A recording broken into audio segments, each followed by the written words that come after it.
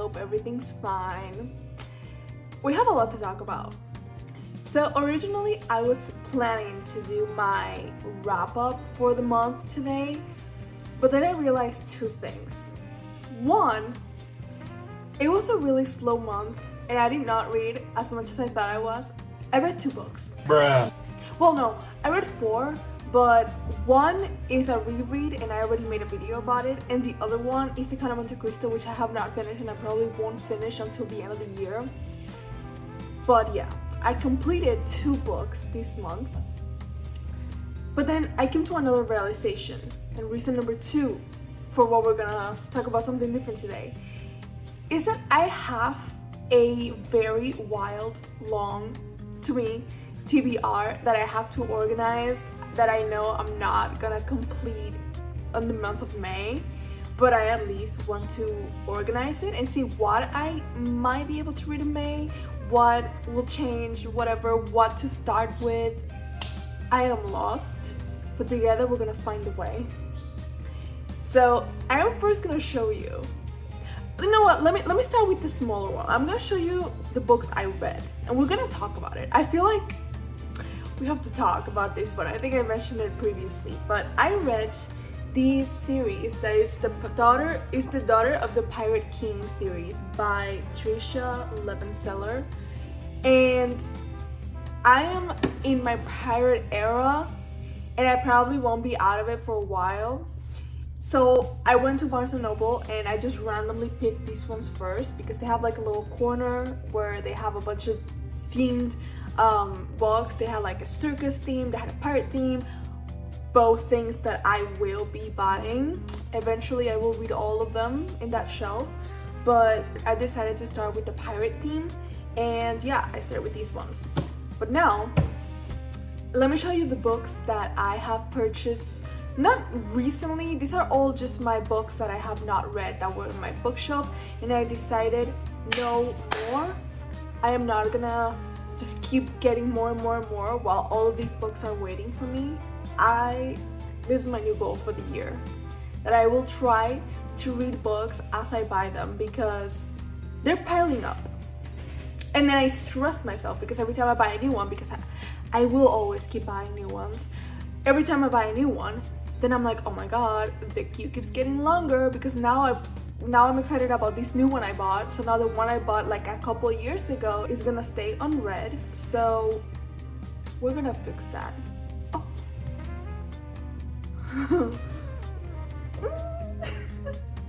These are the babes.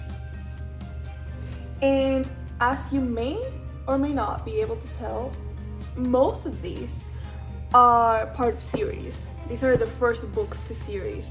And no, I do not have the whole series because I like to read the first book before, unless it's a series that I already know that I want to try, like I've heard of before. These ones particularly I picked up based on what it said in the back. I have not really heard a lot about them before I bought them, so I didn't want to just go ahead and buy the whole series. So this list that I showed you right now might be potentially growing depending on how I feel about the first books of this series, because you better believe that if I start with a book that it's a series and I end up loving it, I'm gonna introduce the rest of the list into the queue. This is why I'm always struggling, but whatever. So what do I start with? You know what? Okay, let's start talking about the books I read. The Daughter of the Pirate King, because I literally just finished reading the second one yesterday, so it's still fresh in my mind, my opinions and my feelings. Let's express them. The first book, it was pretty short.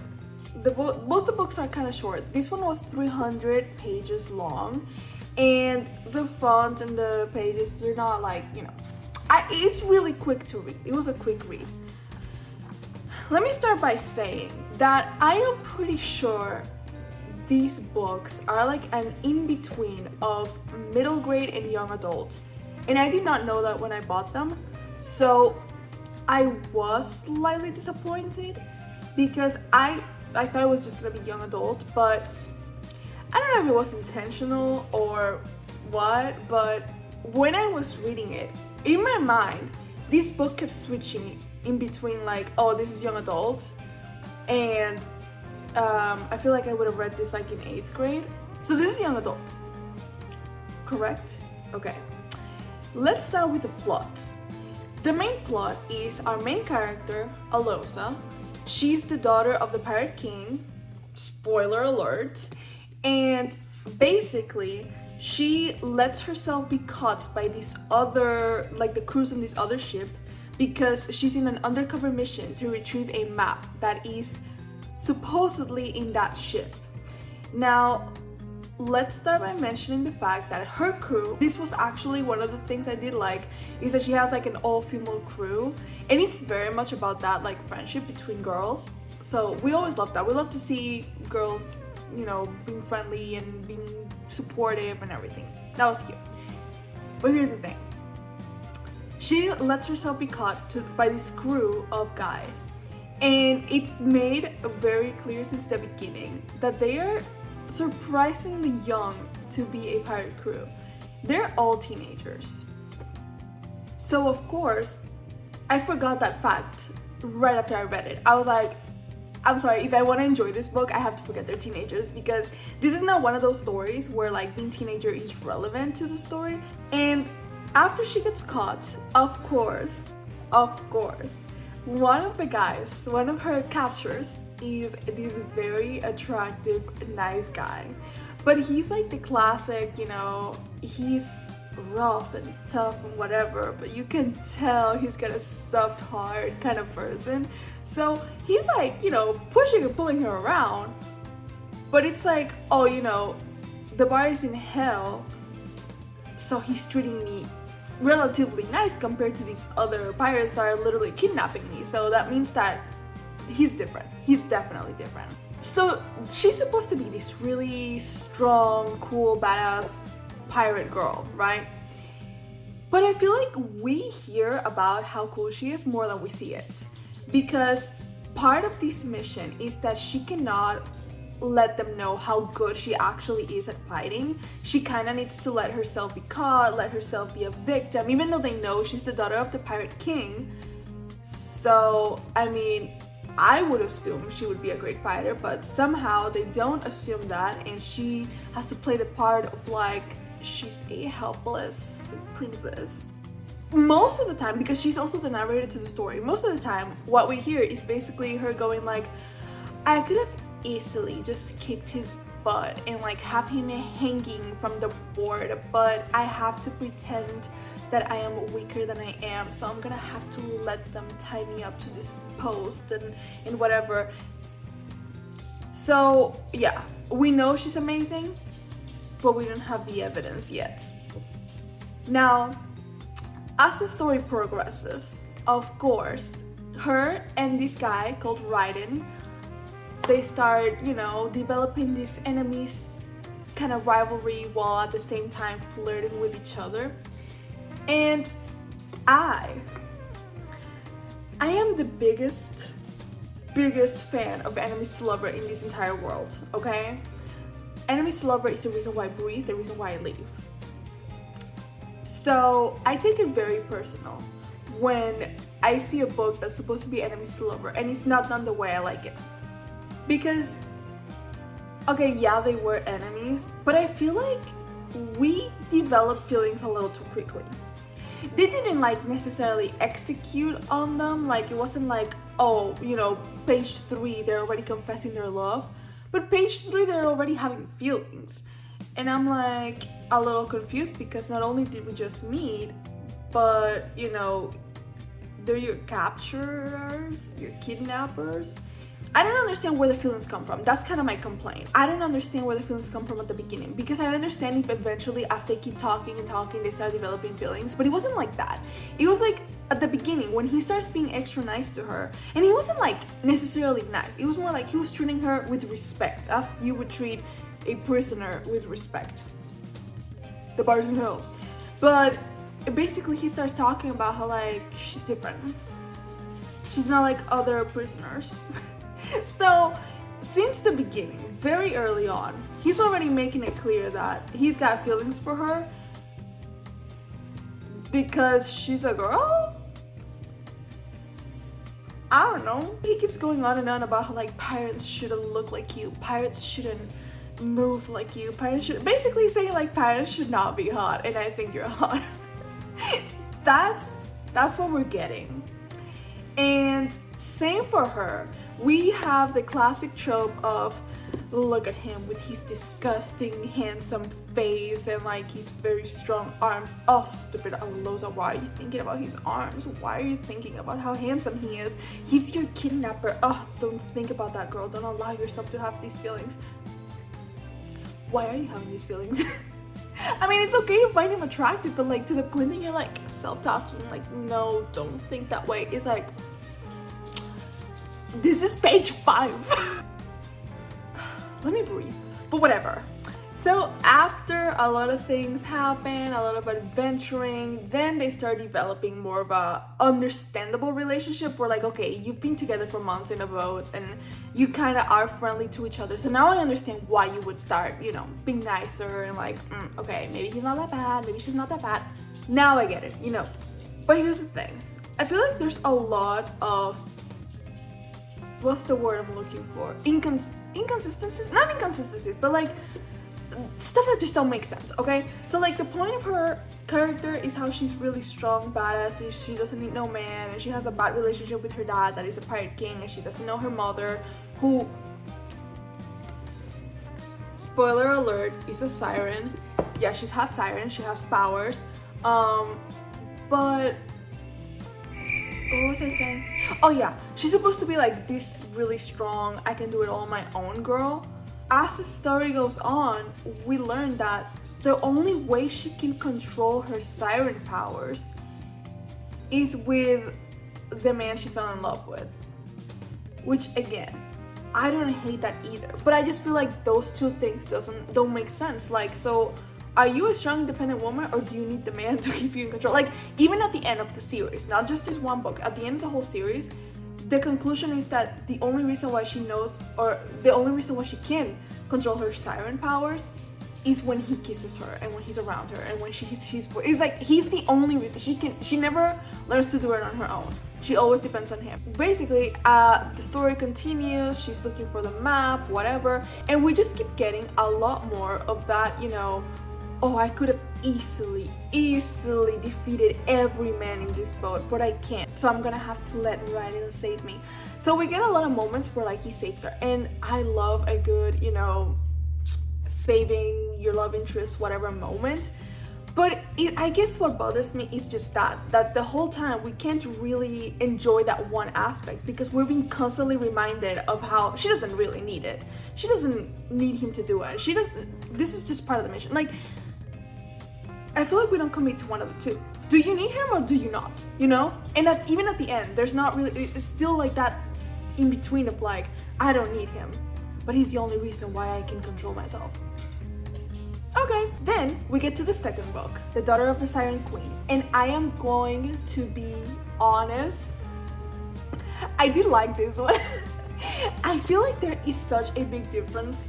Well, there is a difference in between the first and the second book, at least in the way it reads, because I feel like in the second book we have a lot less of those annoying moments where we're just constantly reminded of how amazing she could be, potentially, maybe, and we have more of just like actual character moments, you know. We still have a lot of the classic tropes, and you know, it's not really anything that I've never read before. Like, there's a lot of moments where I'm like, oh yeah, I've seen this before, but overall I did enjoy it, and I did like Raiden's character a lot more in the second book, because in the first book he was just more like there, you know, he was just more like the classic attractive guy that's just there for the main character to be attracted to somebody.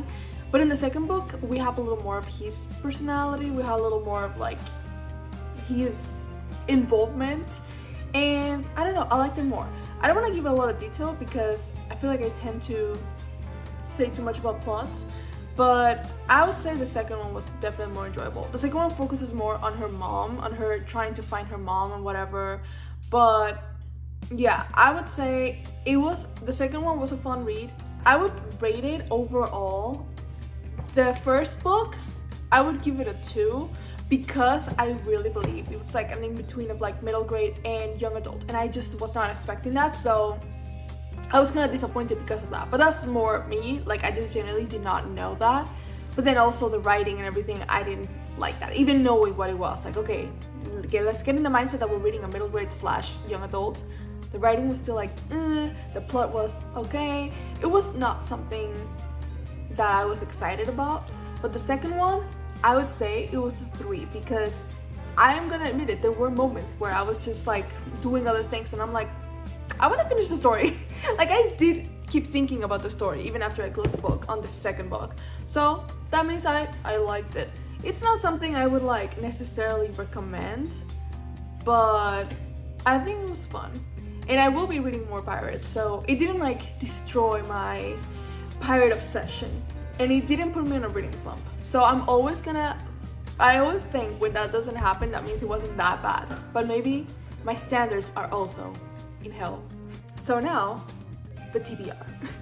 So I do not know where I'm gonna start, because these are all very different topics. They're all different genres. They're all different like vibes overall. Some of them are series, some of them are standalones. There is no correlation one to another. So I'm gonna try to think of a method of how I'm gonna pick the first one. Because obviously, the ones I bought more recently, I'm very excited to read because I just bought them and I'm excited. But I also feel like, man, like I have a book here that's been in my bookshelf for almost 6 months, over 6 months actually, and I'm like, oh, maybe I should start there. I'm collapsing. It's like the classic, like, who do I listen to? My heart or my brain? Because my heart is telling me go for the ones that you're so excited about, but my brain is like feeling guilty about having these books for so long and just keeping them for even longer because I keep buying books, and I know the ones that I really want to read are the ones that are series, which means that the older books are gonna be waiting for even longer. I don't know what to do.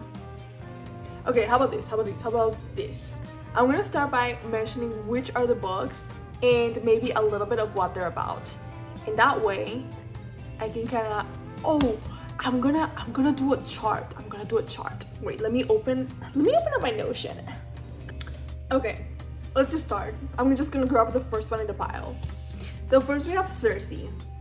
And I was going through a very crazy like mythology vibe era, and I still want to continue it.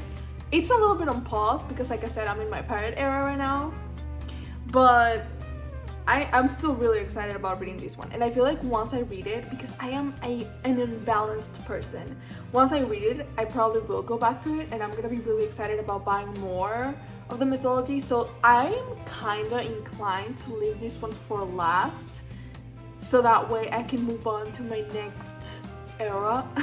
The first sentence of Circe. Chapter 1. When I was born, the name for what I was did not exist.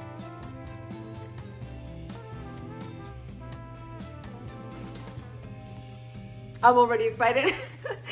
But yeah, I think she's gonna be last. Okay, let's continue.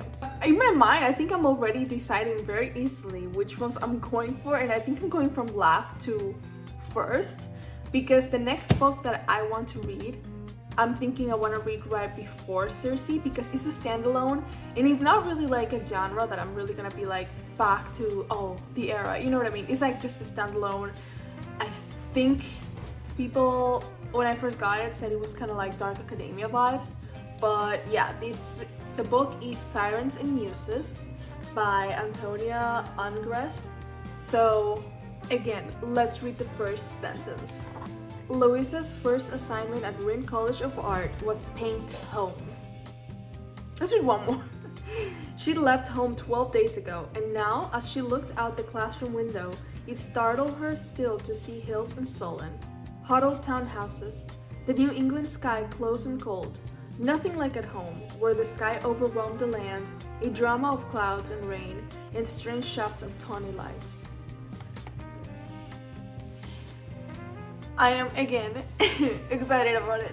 I really wanted to read this one because obviously it's about artists, and anything that's about artists, I want to read it. And the first sentence also kind of got me because of the feeling of, you know, missing home and like, I don't know. I feel like I might relate, so I'm excited about it. What I do know about the story is that apparently it's very dark academia in the sense that it's about an art school with pretentious people fighting each other and, you know, being artists and being messy. Of course, I want to read it. So I am gonna leave it for also the end of the list, right above Cersei. Okay, so this is the part that gets tricky because these are all similar genre and these are all series. Let the Hunger Games begin now. Wait, first let's get this one out of the way.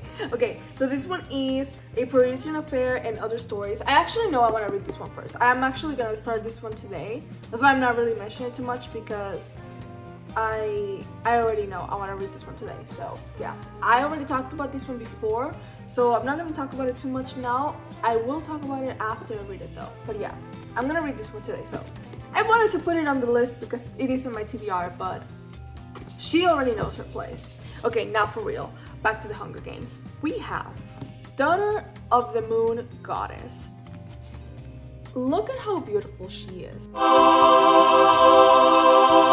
I heard that this story is based on the Chinese mythology, like the story that is about the archer and the moon goddess, I think, or I don't know, but it's basically the same Chinese mythology story that inspired An Arrow to the Moon, which I did like. I didn't love it, but I liked it. But here's the thing, I loved the aspect of the Chinese mythology story. What I did not like about the An Arrow to the Moon was the fact that it actually did not go too much into it, and it was mostly focused on the more like contemporary story side of it, like the kids that were supposed to represent those characters. So the fact that this story seems at least to be more focused on that part, on the mythological part, I am super excited because I already am in love with the story and the characters after reading the other books. So yeah, this one I think is a duology because I know there's at least one more. I'm not sure if there's more, but I know there is one more. Yeah, it's a duology. Okay, it says it on the cover. One of the ways that I like to pick what books I want to read, especially fantasy, obviously, is that most of them, and I actually will point it out as soon as I see them in my other books, will have a comment from Stephanie Garber, a breathtaking debut novel. She's my favorite author, my favorite fantasy author, so anytime that I see that Stephanie Garber liked it and there's a review by her on the cover, back or front, maps. Oh my god, she's beautiful. Okay, sentence 1. There are many legends about my mother. Sentence 2. Some say she betrayed her husband, a great mortal warrior, stealing his elixir of immortality to become a goddess. Sentence 3. Others depict her as an innocent victim who swallowed the elixir while trying to save it from thieves. She's gonna be very close to the top, if not the first one. I already feel it. I can feel it in my soul. Yes, I'm taking it home.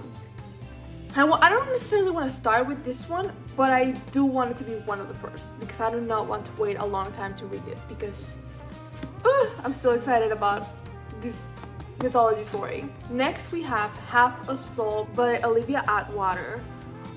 I actually started reading this one like a month ago. No, actually like in January. But I was in the wrong mindset, I was in the wrong time. And after reading, I did not give it like a real try, so I can't say I didn't like it. But after reading like 20 pages, I was like, it's not the time. It's not the time. But it wasn't like the book had any problem. It was just my mind wasn't there in the moment. So I want to try it again. I'm gonna admit that I'm not super excited only because of that. Like that kind of tainted my excitement, even though it's not the book's fault at all. But I do want to give it another try because I've heard great reviews. Like people seem to really like it, so we have to read it. I'm gonna leave it right above Sirens and Muses. This will be the last one of my fantasy series books because all the ones left are all fantasy. This from the, actually not the prologue, let me go to chapter 1. Okay, Sir Albus, me and names. Sir Albus Balfour was nattering on about his family's horses again. Moving on. The next one is Dance of Thieves by Mary E. Pearson, which is part of a duology. After I bought it, I actually saw that Barnes & Noble has a hardcover, like Barnes & Noble exclusive version.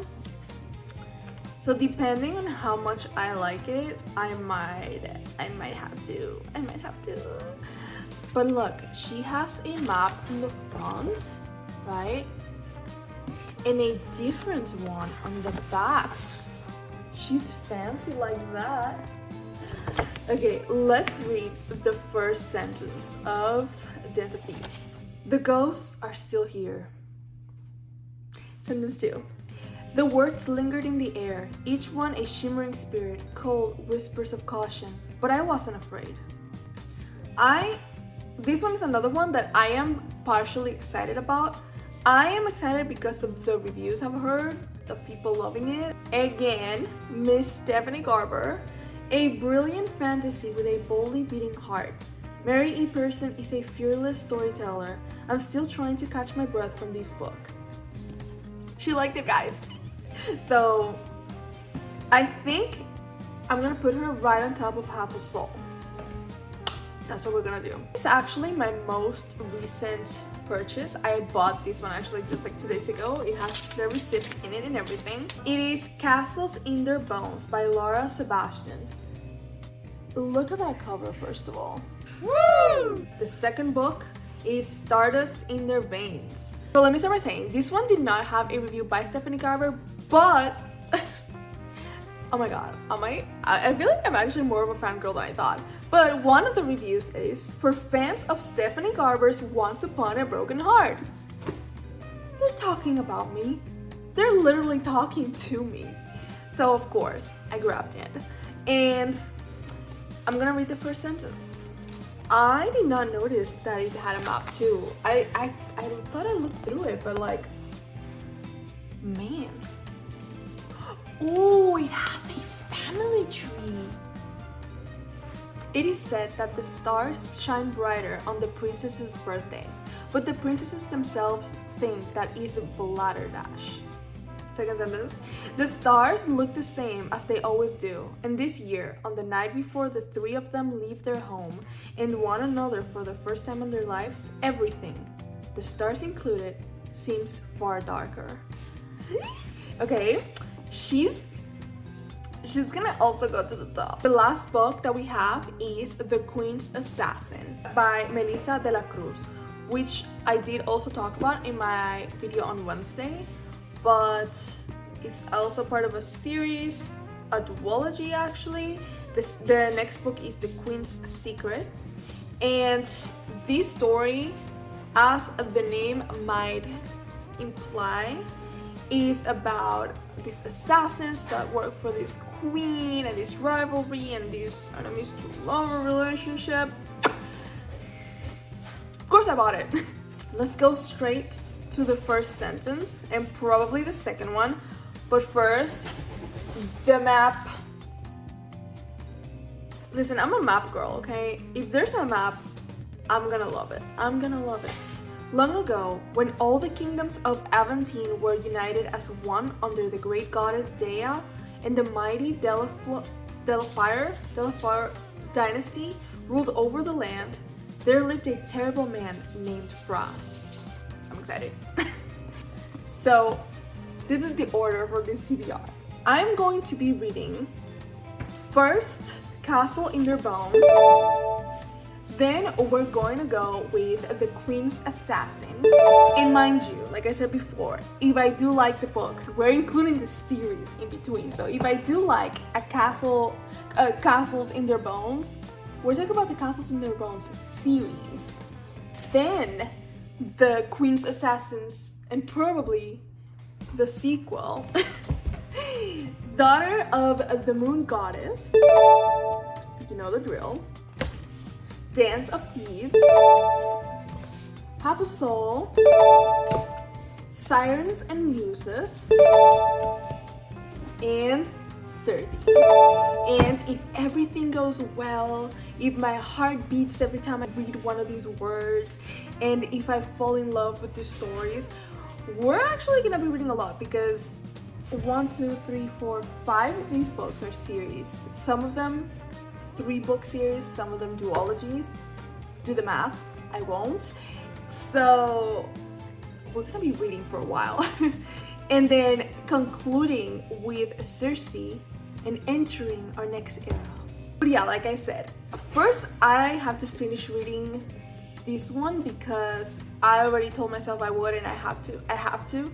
But right after, we're gonna be starting with this list. I'm very excited. I'm gonna be sharing the process. I'm gonna be sharing as I read. It's gonna be fun, it's gonna be great. And I'm a fantasy girl, and you know that. So I am so excited. Last night when I finished reading the last Daughter of the Siren Queen book, I got really excited because I knew what was next. So yeah, we're gonna have fun. This is gonna be a fun 3 months. This is not all gonna be for me. I'm sorry, I read slow. Your girl can do that. So these are gonna be some fun couple of months, and I am gonna be taking you with me in this journey. But yeah, I hope you enjoyed, and I hope I wasn't too all over the place. I know I was, but I'm hoping that you'll forgive me. And yeah, I will see you next time, probably while I'm reading one of these other books.